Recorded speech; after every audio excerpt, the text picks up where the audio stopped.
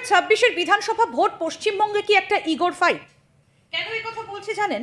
কারণ আমরা যদি একটু গত কয়েক বছরের একটু উল্টে পাল্টে পাতাগুলো দেখি, বিশেষ করে বিজেপির প্রার্থী তালিকা থেকে শুরু করে প্রার্থী বাছাই, সংগঠন সবটা, তাহলে এবারে কোথাও গিয়ে যেন একটা ইগোর ফাইটের কথা বারবার সামনে আসছে। কীরকম ইগোর ফাইট? কোথাও গিয়ে প্রধানমন্ত্রী নরেন্দ্র মোদীর বিজেপি বনাম মোহন ভাগবতের আরএসএস। অর্থাৎ তাহলে কি এই বিধানসভা ভোটে আরএসএস আর বিজেপি দুজনে প্রতিদ্বন্দ্বিতা করছে? তাহলে মমতা বন্দ্যোপাধ্যায় এই ইগোর ফাইটে কোথায় রয়েছেন? তার স্থানটা কোথায়? আমরা এই পুরো বিষয়টা নিয়ে আলোচনা করব। কেন এটাকে আমরা ইগোর ফাইট বলছি, কেন মোদির বিজেপি বনাম মোহন ভাগবতের আরএসএস বলা হচ্ছে, এই সবটা যিনি গুছিয়ে বলবেন আমাদের সঙ্গে আজকে স্টুডিওতে রয়েছেন, তিনি একজন সাংবাদিক এবং অবশ্যই একজন রাজনৈতিক বিশ্লেষক, পিনাক পানি ঘোষ। আপনাকে স্বাগত জানাই আজ তাক বাংলায়। দাদা, শুরুতে যেটা জানতে চাই সেটা হচ্ছে এই ধারণাটা কেন আসছে 2026-এর বিধানসভা ভোটের হাতে গুনে আর কয়েকটা দিন, প্রচার তুঙ্গে শুরু হয়ে যাবে হয়তো সামনের সপ্তাহ থেকেই, তাহলে কেন আমরা এই কথাটা এখন ভাবতে বসছি যে আরএসএস বনাম বিজেপি ইগোর ফাইট? কোথা থেকে এলো বিষয়টা? আসলে বাংলা সাংবাদিকতায়, শুধু বাংলা বলবো না, ভারতের সাংবাদিকতায় বরাবরই বিজেপি আরএসএস এই যে সম্পর্কটা, এই সম্পর্কটা নিয়ে অনেক ভুল বোঝাবুঝি আছে। আমারও ছিল, এটায় সংঘ চাইছে, সংঘ চাপিয়ে দিয়েছে, কিন্তু পরবর্তীকালে আমি একদম সংঘকে কাছ থেকে দেখা, তাদের ইতিহাস পড়া, তাদের বিভিন্ন মোহন ভাগবত থেকে শুরু করে দত্তাত্রেয় ঘোষ বলে এদের কথা শুনে ইত্যাদি করে একটা বিষয় বুঝতে পারা গেছে, বিজেপির সাফল্যের উপরে আরএসএস নির্ভর করে না। এটা আরএসএসের শতবর্ষ চলছে। 1925 সালের বিজয়া দশমীর দিন আরএসএসের জন্ম হয়েছিল নাগপুরে, আর 2025 সাল তখন সেই এক বছর ধরে এখন চলছে, অনুষ্ঠান চলছে। কিন্তু যদি বিজেপির ওপরেই আরএসএস নির্ভর করতো, তাহলে আরএসএসের প্রাক্তন প্রচারক এবং ছোটবেলা থেকে স্বয়ংসেবক, তিনি দেশের প্রধানমন্ত্রী, স্বরাষ্ট্রমন্ত্রী, দেশের অনেক রাজ্যে মুখ্যমন্ত্রী আরএসএসের স্বয়ংসেবকরা আছে। তাহলে আরএসএস শতবর্ষটাকে কীরকম করে পালন করতে পারতো? ধুমধাম করে পালন করতে পারতো, কিন্তু নীরবে শতবর্ষ পালন হচ্ছে। তারা 5টা এজেন্ডা নিয়েছে, সেই এজেন্ডা নিয়ে মানুষের মধ্যে কাজ করা, নিজেদের মধ্যে কাজ করা, কোনো সরকারি সাহায্য ছাড়া শুধুমাত্র আরএসএস নিজের কাজটা করে যাচ্ছে। কিন্তু বিজেপির কাজে আরএসএসের সমর্থন দরকার হয়, এখনও দরকার হয়। এই কারণে মনে হয় কম্পিটিশন। কিন্তু আরএসএসের যে কাজ হিন্দু সংগঠন বানানো, এবং আরএসএসের হিন্দুত্বের যে ব্যাখ্যা সেটা কিন্তু আলাদা।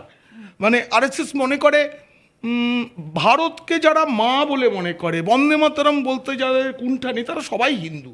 কারণ হিন্দু হচ্ছে ভারতীয় সংস্কৃতি, হিন্দু কোনো উপাসনা পদ্ধতি নয়। তো তার উপাসনা পদ্ধতি যাই হোক, তিনি নমাজ পড়ুন,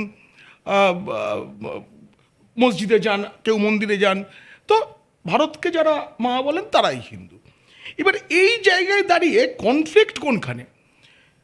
আরএসএসের সাহায্য ছাড়া প্রথম দিন থেকেই বিজেপি চলতে পারেনি, কিন্তু বিজেপির সাহায্য ছাড়াই আরএসএস 100 বছর ধরে ক্রমশ বেড়েছে। এবং বিজেপিকে আমি একদম আরএসএসের ভাষায় বলছি, এমন কিছু রত্ন উপহার দিয়েছে যে আমাদের নরেন্দ্র মোদী কোনোদিনও কেউ ভাবতে পেরেছিল এরকম একজন মানুষ, যিনি মুখ্যমন্ত্রী হওয়ার আগে অনেকটা সময় সংগঠন কেমন করে বানাতে হয় সেটা শিখেছেন আরএসএসের প্রচারক হিসেবে। তাই আমার না কোথাও মনে হচ্ছে না যে আরএসএস সাথে বিজেপির লড়াই হচ্ছে। এইটা বরং হতে পারে যে আগের থেকে আরএসএস রাজনীতির বিষয়ে বিজেপিকে হেল্প করা এটা কমিয়ে দিয়েছে। কেন মনে হয়? এটা মনে হচ্ছে 1950 সালে যখন জনসংঘ প্রতিষ্ঠা হচ্ছে, তখন আমাদের কলকাতারই দুজন মানুষ, একজন বাজিতপুর, এখন বাংলাদেশের মাদারীপুর সাব ডিভিশন, এখন জেলা হয়েছে, সেখানকার স্বামী প্রণবানন্দজি মহারাজ, যার বালিগঞ্জে আশ্রম, আর শ্যামাপ্রসাদ মুখোপাধ্যায়, এই দুজনে মিলেই শ্যামাপ্রসাদ মুখোপাধ্যায়কে প্রথমে রাজনীতির কিছু সংগঠন গড়ার জন্য প্রেরণা দিচ্ছেন আচার্য প্রণবানন্দ, তারপর তিনি গড়ছেন, কিন্তু তার কাছে লোকবল নেই। তখন আরএসএসের দ্বিতীয় সরসঙ্ঘ চালক গুরুজি যাকে বলা হয়, তো তার কাছে বলা হচ্ছে যে আমার লোকজন নেই, কিন্তু তখন তাকে সাহায্যের জন্য লোক দেওয়া হয়েছিল, যে ঠিক আছে অটল বিহারী বাজপেয়ী, লালকৃষ্ণ আদবানি এরা সাহায্য করবে, যেমন সেই সময় বিএমএস তৈরি হচ্ছে, দত্তবন ঠেঙ্গড়ি সেখানে কাজ করবে, এরকম করে আরএসএস দিয়েছে। কিন্তু প্রথম থেকেই শর্ত ছিল যে তোমাকে তোমার মতো করে সংগঠনের লোক তৈরি করে নিতে হবে। এবার যা হয়, প্রথমে যেমন বাচ্চাকে হাতে করি দেওয়া হলো, তারপরে হাঁটবার সময় হাত ধরে হাঁটতে হয়, করে একটা সময় তো হাত ছেড়ে দিতে হয়। এখন আমার মনে হচ্ছে আরএসএস ক্রমশ বিজেপির হাত ছেড়ে এটা কি দিতে আপনার চাইছে এরাজ্যের ক্ষেত্রেও সেটা মনে হচ্ছে যে আরএসএস সর্বত্র বিজেপির হাত ছেড়ে সর্বত্র। এবং দিচ্ছে? আমি বলছি যে এখনো পর্যন্ত বিজেপির যে জেনারেল সেক্রেটারি অর্গানাইজেশন পোস্ট, এখানে অমিতাভ চক্রবর্তী আছেন, তার যুগ্ম আছেন সতীশ দণ্ড, অল ইন্ডিয়াতে আছেন বিএল সন্তোষ।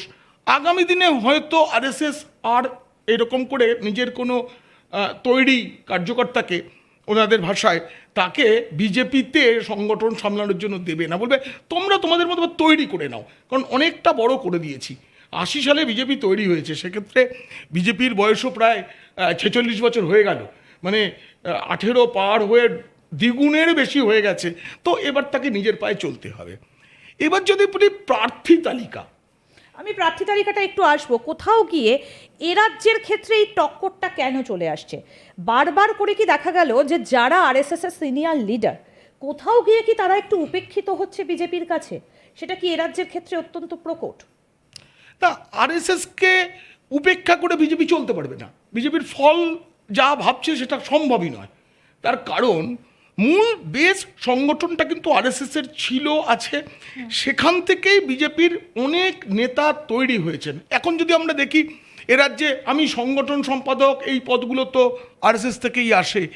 এ রাজ্যে বেনজিরভাবে দিলীপ ঘোষকে সঙ্গের প্রচারক, তাকে পাঠানো হয়েছিল। পরবর্তীকালে দেখা যায়, মানে সংখ্যাতত্ত্বের হিসাবে এ যাবৎকালের মধ্যে সবচেয়ে সফল যদি কেউ সভাপতি হয়, যার সময় দিলীপ ঘোষ, দিলীপ কাগজে ঘোষ। কলমে একদম। আবার তপন শিকদারের সময় বিজেপি এটা বিজেপি বলে একটা কিছু আছে, সেটা খায় না মাখে একটা সময় বোঝা যেত না, সেটাও তপন শিকদারের সময়। তপন শিকদারও সেই আরএসএস থেকে আসা।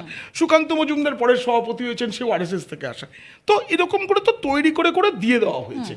এরপরে কোথায় গিয়ে মনে হচ্ছে যে আরএসএস সাথে কম্পিটিশন, আমি বুঝছি না। হ্যাঁ, অনেকে এটা বলছেন, কারণ একটা বিষয় দেখা গেছে যে প্রার্থী বাছাই এইসবের ক্ষেত্রে আরএসএসের হস্তক্ষেপ এবার কম। এবার বিজেপি সেটা মেনে নিচ্ছে না, নাকি আরএসএস করছে না, এ নিয়ে বিতর্ক থাকতে পারে। কিন্তু এটা ঠিক যে ক্রমশ আরএসএস গোটা দেশে এবং পশ্চিমবঙ্গে বিশেষ করে ক্রমশই যেন বিজেপি একটি আলাদা সংগঠন। দেখুন, কদিন আগে আরএসএসের শতবর্ষ উপলক্ষে একটা অনুষ্ঠানে মোহন ভাগবতের প্রশ্ন উত্তর ছিল, কলকাতাতেও ছিল, সেটাই নয়, সম্ভবত 4টে শহরে হয়েছে দেশের, সম্ভবত দিল্লির যে সভা ছিল সেখানেই এই প্রশ্ন ওঠে যে বিজেপি আর আরএসএসের সম্পর্ক নিয়ে প্রশ্ন ওঠে। তখন মোহন ভাগবত বলেন যে বিজেপি আমাদের কাছ থেকে সাহায্য চেয়েছে, তাই আমরা করেছি। তখন কেউ একজন প্রশ্ন করেন, যদি অন্য কোনো রাজনৈতিক দল এটা চাইতো তাহলে কি করত? তখন ভাগবত উত্তর দিয়েছেন, কেউ তো চায়নি, চাইলে হয়তো আমরা ভাবতাম। এবার প্রশ্ন হচ্ছে, চাইলেই কি সত্যি ভাবতেন? তা নয়, কারণ আদর্শটাকে নিয়ে চলতে হবে। একটা সময় এই যে রাম মন্দির তৈরি, এটা কিন্তু বিজেপির কোনো ইস্যু ছিল না, এটা কিন্তু প্রথম থেকে আরএসএস এর আন্দোলন। কখনো বিশ্ব হিন্দু পরিষদের মধ্যে দিয়ে, কখনো করে আরএসএস এর আন্দোলন ছিল। কিন্তু একটা সময় যখন তৃণমূল, যখন বিজেপির সঙ্গে যখন জোট, তখন কিন্তু ওই কমন এজেন্ডা হতো, তাতে রাম মন্দিরকে বাইরে রাখা হয়েছিল।